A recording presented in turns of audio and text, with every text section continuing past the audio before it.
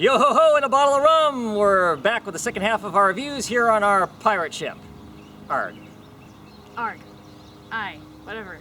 First we have Batwing, issue 8. I'm assuming some of the last of the massacre stuff. Yeah, well, I think we're done with Massacre for quite some time. Yep. Yeah, you know, I like this whole story. I do wish it would have not come to Gotham, but I understand why it came to Gotham because... It all leads to Gotham?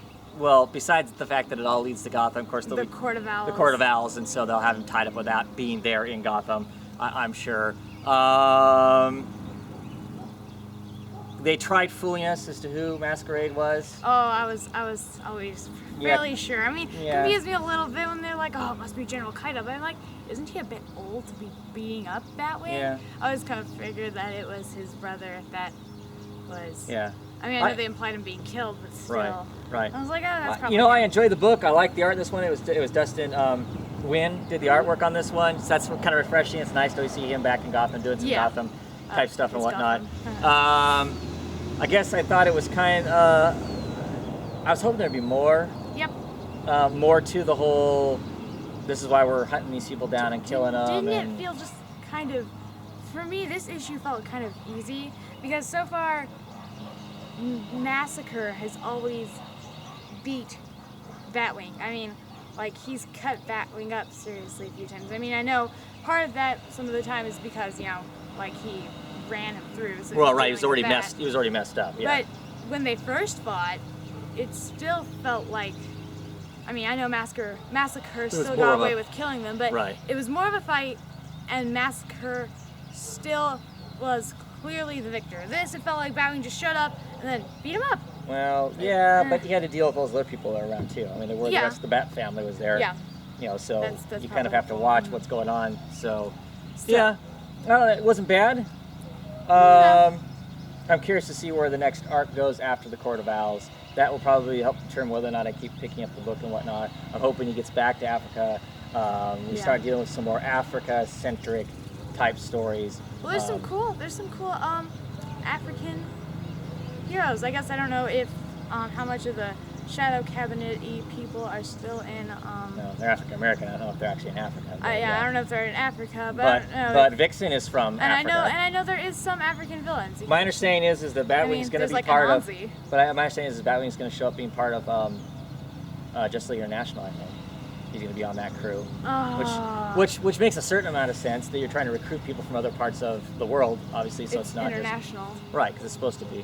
So I don't know. And like I said, we'll see what the next arc after the Court of Owls is. That'll determine whether or not I go on with the next one. Like I said, I enjoyed it as a whole. I enjoyed this whole arc and whatnot. Yep. But I want to see more. I want to see more African-centric stories dealing with the issues that are in Africa that a African superhero would have to deal with, whatever those are.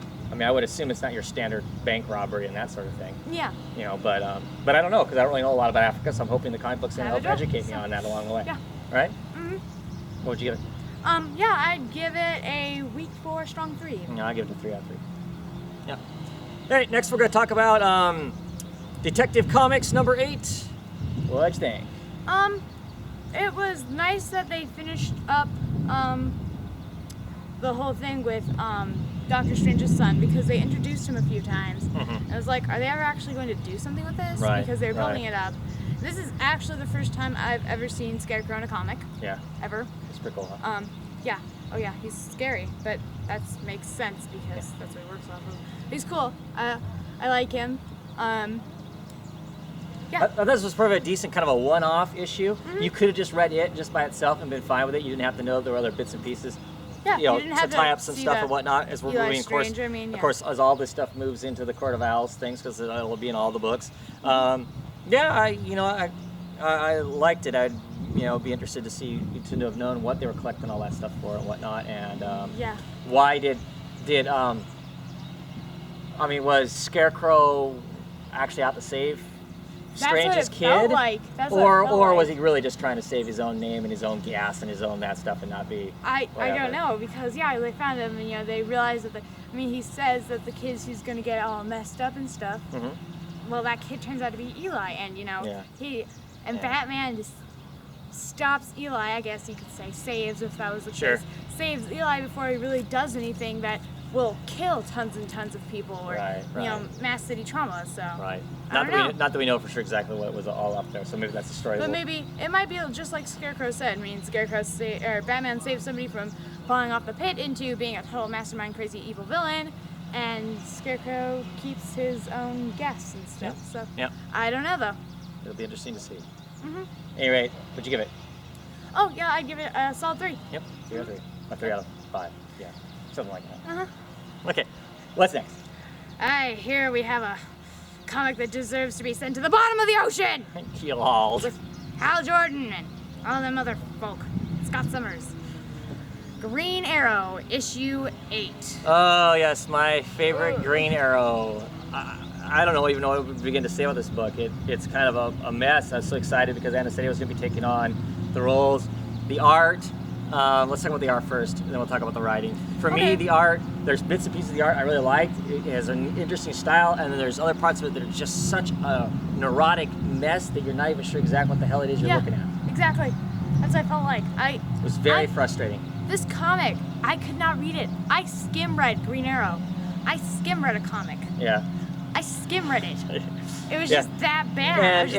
And the story seems very neurotic and all over the place too. I was just There's just that random, there's a random guy with a funny accent up there. It's just like, okay, what was...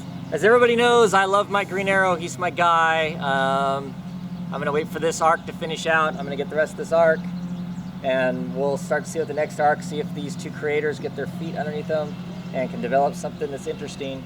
And maybe Green Arrow can develop some chin hair. I don't care about the chin hair anymore. I want him to grow. I want him to get a personality. Him just sitting around saying, "Babe," you know, wanting to know when he's gonna have sex next and whatnot. I'm sorry. He's not. It's not just that it's not that they've just made him young. They've taken away his wisdom and whatnot. He's just stupid now. Yeah. Him and Hal Jordan would be great buddies, wouldn't they? Yeah. They have the same sort of personality now. Yeah. I see how they work together so well. Yeah, that sucks because that was not how they were back in the old days. Yeah. That's not how they were. They were kind of two parts of a coin together. They were a great balance and were great stories. A while ago, when we were still writing reviews, back in the day. Yeah. Back in before we had double-digit 2010s. Yes. When we read Brave and the Bold, towards the end of that first arc that we picked up, it was Green Arrow and Hal Jordan, and that was pretty cool. Right. I like that, but these two guys, they just and this comic, I don't like it that much. What would you rate it? Okay, it's Green Arrow. I'm gonna give it a weak 2. But if it was anybody else, it'd be a 1. It'd be a 1. It's. I mean, not like barf. How insulting that you insulted me by making me read it. It wasn't insulting. It just wasn't good. No. Yeah. It was not good at all. Okay, so on to other things. We're going to talk about Stormwatch number 8. What you think? I like this issue. At first it felt kind of slow, this issue picking up, but then it got cool. I love the way she tricks Charlie. I love the way they call him Charlie. They call the demonette that runs the ship is Charlie. It's Charlie. Yeah, the AI that personality. Cool. I love how she tricks him, how she finds out the coordinates of the demon. I'm like, oh, I'm gonna go point them this way. She doesn't tell me this. And they're like, fine. Yeah. So I guess that's a nice backup plan if the operation fails. Yeah. We really learned what all Jenny could do here. Just how dangerous Jenny might be. She is a Sentry baby though. Yeah. So Elijah Snow walked around and froze people's brains. So. Yeah. Well, or I could just I'll just make a mathematical equation and turn the entire universe inside out. Yeah. Oops. Yeah. And I love how Midnighter gets back and he's like, I'm sorry, the portal closed before I could pull Jenny back in, even though he didn't. And I love how they're like, well, that's nice. Jenny's been here for 5 minutes. 5 minutes. Right, so... I love the look she has on her face. So Midnighter decides that she's dangerous enough that while they're out there on that mission, he's just going to let her get killed because she's dangerous. Yeah. And of course it backfires on him because she had already reported herself back 5 minutes before the whole thing ever happened and whatnot.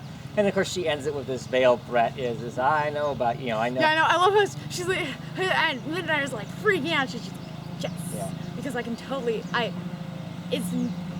she definitely feels like a little girl at the same time. Yeah. I'm glad she's not some superhero. Right. That was nice. Well, and that's Midnighter's concern is she's a 12-year-old and they're in the middle of this dire situation where the entire universe could be destroyed by these gravity miners, which is a cool idea too. Yeah. And she's asking about boys. She's asking about Midnighter and Apollo's relationship. Yeah. You like him, huh? Yeah. And all that, which I thought was great. I thought that was a great way to introduce that they're gay. That was nice and easy. Yeah. Well, we kind of knew beforehand. It was already hinted at. We did. But yeah. It was, yeah. This was an interim story written by Paul Jenkins. He wrote these 2 issues. I think starting next issue, it's Pete Milligan's going to be on, the guy who was writing Dark Justice. We'll see how that works from there. Yeah, hopefully it's still good. I like it. Actually, I like these 2 issues a lot. I like these issues more than I liked the issues before that. Definitely. You know, because they're a team now. They're a team. They feel cohesive. Yeah. They're trying to accomplish something. This was some big, great threat that was there. So everything about it fit right for what the comic was and whatnot. Yeah. You know, I think this is like, let's see here. I'm thinking on the other team books. I think this is the first team of the new Deep 52 that actually feels like a real team? cohesive team to me. Yep. Yeah. Same here. They've all we didn't really have to deal with too much introductions because a lot of them, everybody was being pulled together and stuff, you know. We haven't really read enough of Justice League for me to feel like Justice League was all... Well, yeah, we haven't read the first issue where they're the new team, right? Yeah, we read... Well, we have. We read a little bit, but yeah, we didn't really see them do anything together, so it was mostly the liaison for them between the United Kingdoms. Yeah.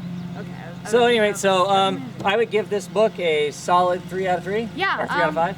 Yeah, I'd give it a nice 3 out of 5. Yeah. Okay. What's last? Well, you know, we always talk about how this is a great week, and if you notice, we did review Animal first, which means we ended with Swamp Thing number 8.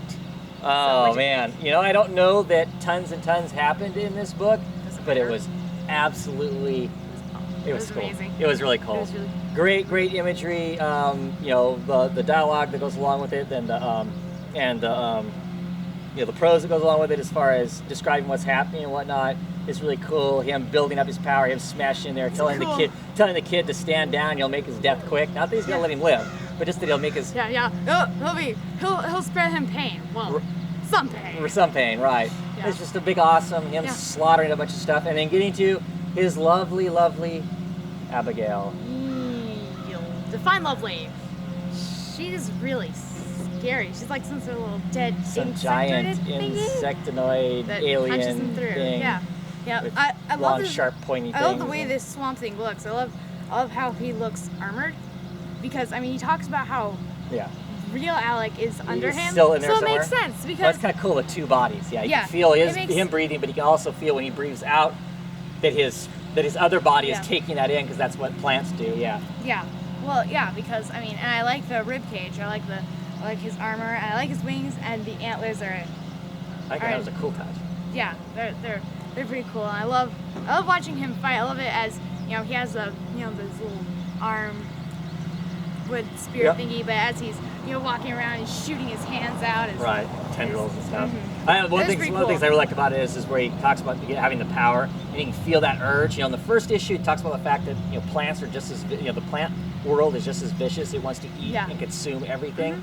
That he feels that, but he knows he needs to control it, but not today. Today he's going to let it cut loose, because of course he's going up against the black. He's going up against the the rot there and the. It's only a few panels, but I just love that scene where he's flying along the desert and Seth's talking about him, and as he's flying along, stuff is growing under him as he's flying. Yeah. That was awesome. Yeah, it's pretty.